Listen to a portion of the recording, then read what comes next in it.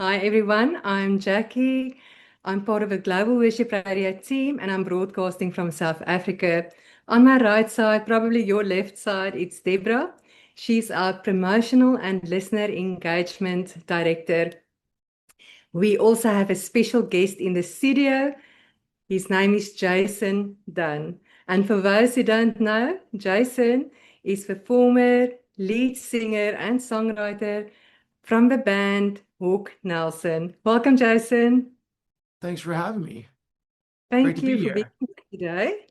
So, we have a lot of questions from our listeners, but let's start at the beginning.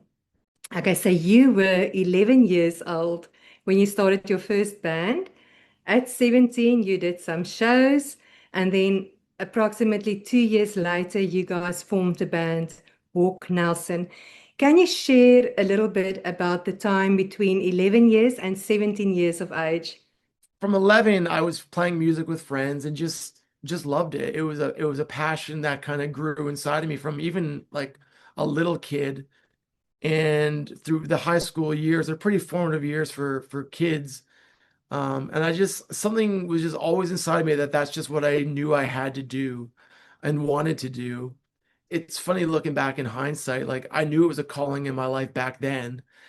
I just assumed everybody had some sort of hankering inside of them to do something or anything that kind of draws them into their careers or whatever. But not everyone has that, and I didn't know that till later in life. But I knew from a very young age that this was what I had to do and needed to do and wanted to do. And 17, high school was fun. I loved high school. I was kind of like the awkward kid in high school. I was not popular or anything, but like music was my voice. And I knew there's other people in high school that were kind of in the shadows and misfits, if you want. And I knew they could relate with the music that I was singing back then, which was inspired by bands that I grew up listening to, right? And so I do remember in particular as high school was ending, all my high school friends were kind of going off to different college places to figure out where they're going to go next for school after high school.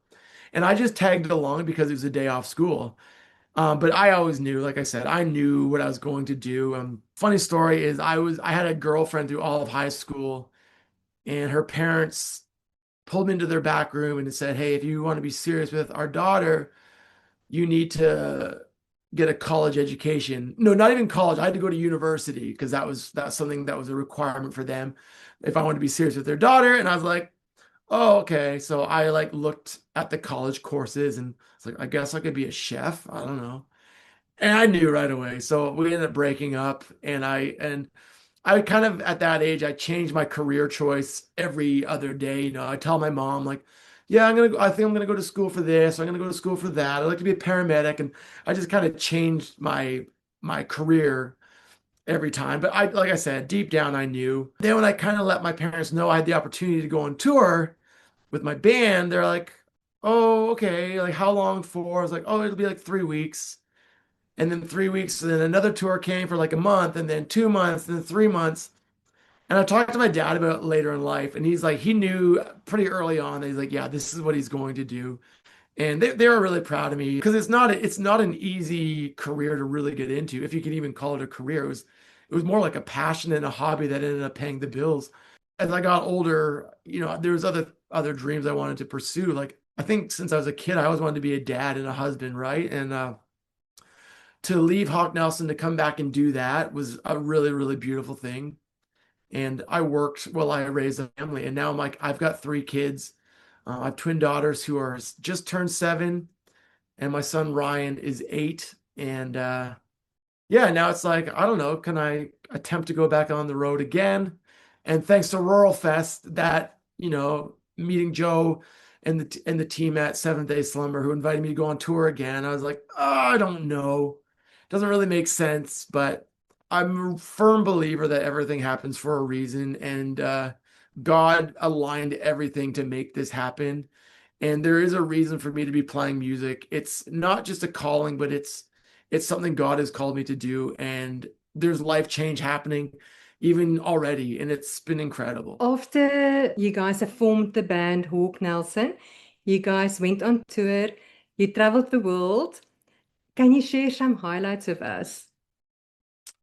Yeah, I mean, I never got to South Africa, but going to Australia 3 times, that was like, that's a dream come true. Like when you're a kid, I didn't leave Canada till I was 19. I never even had a passport. So I just never saw anything other than Canada my whole life.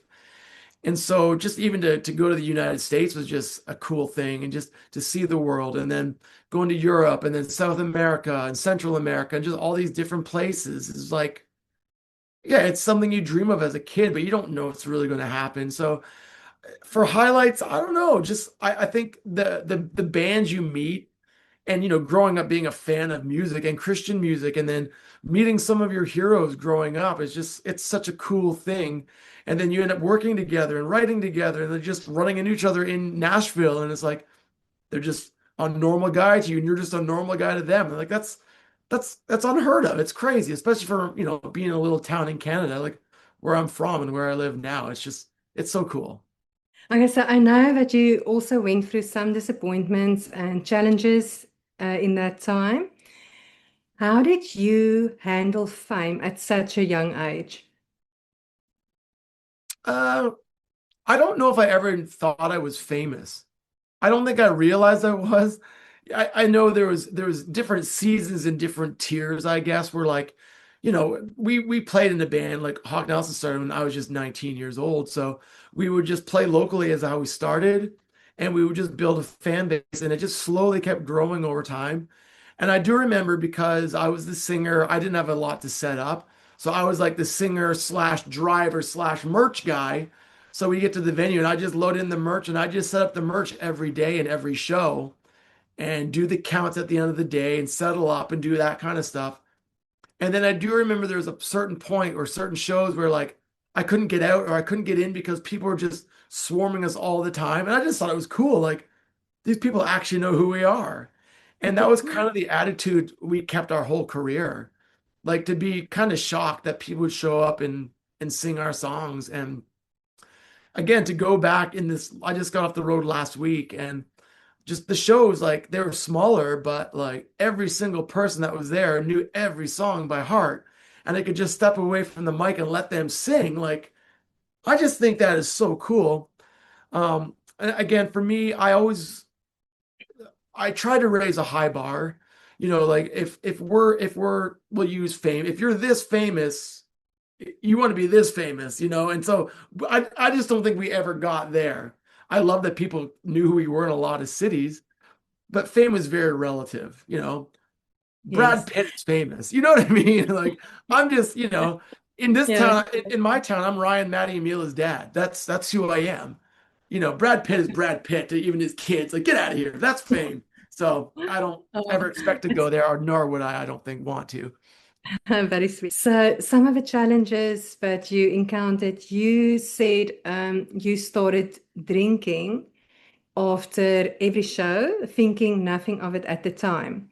I Yeah. can say that you were young, wild, and free, but looking back now, can you give some advice to your younger self or even some encouragement to the next generation? Because there are so many young people struggling with addictions right now. Yep. And the younger me, I have 3 of them living with me. They are my mini me's.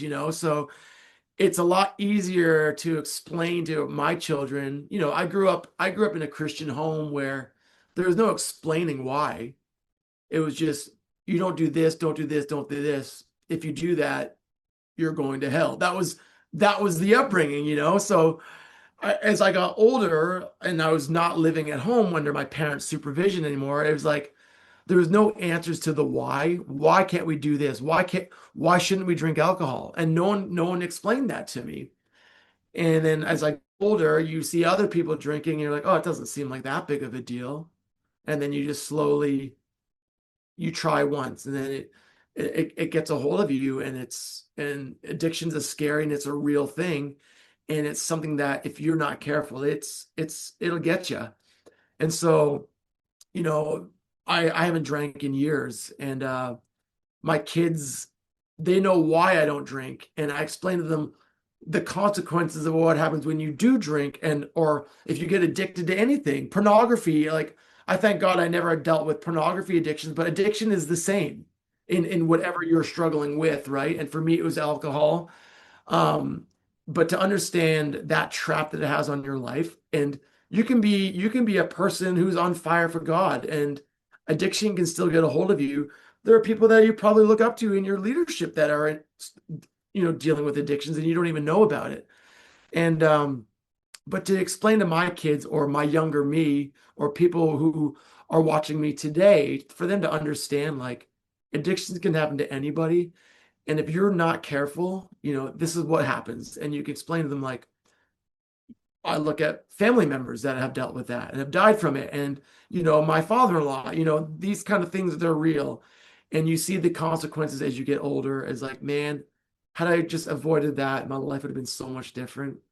But at the same time, I think God uses these stories to see life change in other people. So again, I said it before and I'll say it again. I'm a firm believer that the Holy Spirit moves through every aspect of your life. When you follow Christ, I always thought it would just be this direct path straight to the kingdom or straight to Jesus. But there are obstacles and you're always going to be faced with them. And I believe that God allows those things to happen to paint a picture for people who are following you, or, you know what I mean? And they can see what you did and how you overcame them. And at the end of the day, Jesus is still king. And I'm so thankful for I'm thankful for the experiences I went through, and but I'm so more thankful for him pulling me out of it and helping me see the light at the end of the tunnel. Thank you for sharing. So I can just share with the listeners that you've been sober for over 2 years now. Yeah, almost 3 years. Yeah. 2 years, well done. Yeah. This is my third New Year's, actually. We are proud of you. And I know you get emotional talking about the time when your parents invited you guys, you and your girlfriend, to church to see that what do you call it? Yeah. The Uh, local play, Heaven's yes, Gates and Hell's play Flame. about Yeah. heaven and hell. And she asked you to go to the altar with her and your life changed. Can Yeah. you share about that moment with us? Yeah. I mean, that was a life-changing moment for me, for sure, and for her, for us. My parents, after what I was been going through and was not really I wasn't following Christ, nor was I searching for him. I just kind of tapped out. My mom was really encouraging me, and I know she was praying for me, but was just asking me repeatedly to, like, you should come to church with us. And I was like, no, thanks, but no thanks. So she found a loophole by inviting this girl that had come to visit me.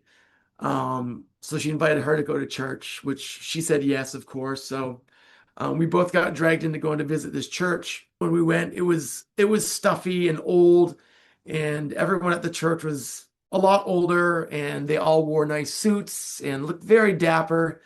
I wore something like this probably, and sat in the very front row because that's where my parents were sitting. And the sermon went on, and the play went down, and the pastor came up to do the altar call at the end, which I was familiar with because I grew up in that kind of setting. But this girl I brought with me, who's now my wife, this was this was all new for her. And so she did not know what the heck was going on. And I was like, this is so embarrassing. And I just remember when the altar call proceeded, nobody went to the front, and she kind of just tapped me in the ribs and was like, hey, she's like, would you go to the front with me? And at that moment, that was the initial moment where I'm like, oh my gosh, like, this is for real. I was like, yeah, I'll go to the front with you. So it's funny, when my wife heard this story, she's like, I guess at first I was like, no, I'm not going to the front. Apparently I said that. I don't remember that, but I went to the front with her. And yeah, that prayer was not just for her, it was for me as well. And we committed our lives to Christ that day. And yeah, we raced to the bookstore. We bought two Bibles, and, like, I think at least two, maybe three, like, just devotionals, Bible studies, and just ways to grow in our faith. And we continue to do that ever since. And then the following year we got married, and yeah, we have been following Christ ever since, and our kids are following Christ. And yeah, it was a life-changing experience, a moment for us for sure. You are also a worship pastor and you live in Canada. Yeah. Thinking back to COVID season, how did that shape your way of leading worship at church, and how did you get the people to connect to Jesus that time? Yeah, I mean, I guess at that time I was still learning how to lead worship before COVID because I came from like a rock experience, right? I was a rock band, and when I got offered to lead at a church, I'm from like a pop punk band. There will be a lot of things I'll have to learn. So if you can just give me some grace and allow me to kind of grow into the role, I'm happy to try it. And I was there for 8 years, and I didn't think I would last that long. I thought after 3 months they'd can me for sure. But after the first year, I just kind of learned to lead and engage people in worship to Jesus. And I always bring an energy with me, performance wise or not. That's just who I am. So I just added the worship aspect to what I did on a regular basis. And it seemed to connect with the church. And then COVID hit, and then we had to go right back to square one. I'm not a tech person. I know nothing about technology. Deborah, you were on the live stream last night where it took me like an hour to figure out how to work YouTube. But it was my responsibility to try to figure all that stuff. And I was like, okay, the whole live stream thing is transferred now permanently. A lot of people, a lot of churches have moved to the live stream as a second option for people. I remember like recording the worship throughout the week, editing it, and then posting it for a Sunday service. And then we just watch back, and I'm like, I don't know how people worship like COVID. Yeah, for the first 6 months, we were like, I'm a rule follower. If you tell me to do something, I'm just gonna do it. I'm not gonna question it. So we are just like, oh, we're not allowed to go outside. I'm like, okay, whatever. I'm like, that's fine. And so we just kind of hunker down. And then I remember one day we went out, my wife and I, we took our kids and they were to the park, and I remember all the playgrounds were like taped off with like caution tape. And I'm like, why are these all? And my wife's like, yeah, apparently if you get caught at the playground, you can get fined. I'm like, what? So I'm like looking over my shoulder, make sure no cops are showing up. I'm like, what are we doing? So then we end up breaking the rule. I'm like, the kids are gonna play at the park. It doesn't matter. This is ridiculous. So that transferred to like, hey, let's invite some friends over and we'll have church with them. So we had like 4 or 5 friends come over. We'd make breakfast and then we'd watch church together online. It was just a community, and a couple times we went to my parents' house for breakfast and we do church together. And it's a lot better than just sitting there with your kids telling them to be quiet and trying to like, we're trying to have church here. Like it felt weird. And I'm sure you guys all can relate to that. And so I don't know. Yeah. How And did you worship like that? The answer is I don't know. we are all made for connection, you know. Yeah. So yeah, that was a weird time. I love that you are a family man. I know you said a little bit about your wife. Can you tell us how long have you been married and something about your wife and your children that we don't know? Yeah. We are celebrating 10 years this June. Oh, So wow. yeah, it's that's a milestone for sure. So my wife is from Galway, Ireland, and she was born in New York City. Her parents had all three of their kids born in New York so they could get dual citizenship. They're those people. And so when she was I think she was 6 months old, her parents moved back to Ireland, and she was born and raised there, or grew up there, and then moved back to the United States when she was 22, I believe, and moved back to New York. Was getting ready to move back to Ireland when she met me, and I was getting ready to move back to Canada. So we were just kind of like, nice knowing you. And then we just kind of stayed in touch a little bit. And well, fast forward 11 years or whatever, and here we are. Well, Our son Ryan is turning 9 in May, and I headed on the road on Monday, and he's coming with me. So oh, wow, I that's just, cute. yeah, I learning how to travel on the road again. It's a adjustment, because I'm a family guy now. Like they're my priority. So to leave them, I think I would found that really tough. So I know I went away for like 2 weeks last year. And I was like, I hate it. Like, I didn't hate it, but it was like, it certainly wasn't like when I was in Hawk where I could just like, whatever, be gone for like Yeah. 8 months and it didn't matter. Um, So to have him, I think will be a lot of fun. He'll enjoy it. And it's a full circle moment for me because I'm going out with the band Seventh Day Slumber. And I toured with them 20 years ago.